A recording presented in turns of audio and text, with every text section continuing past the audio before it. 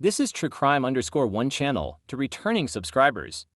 You are so much loved. Please like, share, comment, and subscribe if you've not done so. Today we will be looking into a very sympathetic story. In the grimy, coal-streaked streets of post-Civil War New York, survival was a daily negotiation. Horse-drawn carts clattered through the alleys, tenement windows flickered with gaslight, and children to many children were born into a world that offered them little more than hard labor and harder silence. It was in this world, in 1864, that Mary Ellen Wilson was born. Her father died shortly after her birth, leaving her mother, Frances, overwhelmed and destitute, with no work, no family support, and no recourse. Frances made a decision that has echoed in history. At only 18 months old, she entrusted her baby to the Department of Charities. She was given into the custody of Mary Connolly, a woman who, according to the official documents, was a suitable guardian. But those documents were forged. For nearly 8 years, Mary Ellen existed inside the narrow walls of a filthy apartment in Hell's Kitchen. Mary Connolly, her so-called guardian, did not see a child.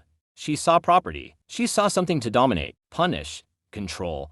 There was no affection, no kindness, no reason. There was only violence and silence. Mary Ellen was never allowed to speak unless spoken to, never allowed to leave the apartment, never allowed to play, or smile, or cry out. The rare neighbors who passed by their door heard thuds, low moans, and sometimes on bad days screams that rose for just a moment before being snuffed out like a candle. Her punishments were brutal and often unprovoked. If she made noise, she was whipped with a rawhide strap. Winter was worst. She had no shoes. Her feet were purple with cold. Her clothes were tattered and thin. Her skin cracked, bled, healed over with bruises. She had learned to stand still, to stay quiet, still. In her heart, the tiny flicker of a child remained. Somewhere behind her bruised skin and hollow eyes, there was still a little girl yearning for a hug, a soft voice, a moment of peace. That yearning was what caught the attention of a woman named Etta Wheeler, a church worker who visited the sick and elderly in tenement neighborhoods.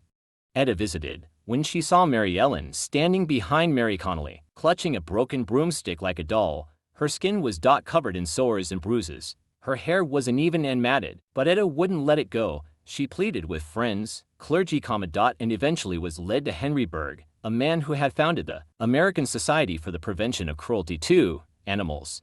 Berg agreed to help. They found Mary Ellen curled in a corner of the room. Her body was thin and trembling. When a hand reached for her, she did not pull away. She was removed that day. When she was brought into the courtroom to testify, she spoke in fragments, not out of confusion, but her vocabulary was stunted. Mary Connolly was found guilty of assault and sentenced to 1 year of hard labor. Let's know your opinion in the comment section. Thanks so much for watching this video. Please subscribe.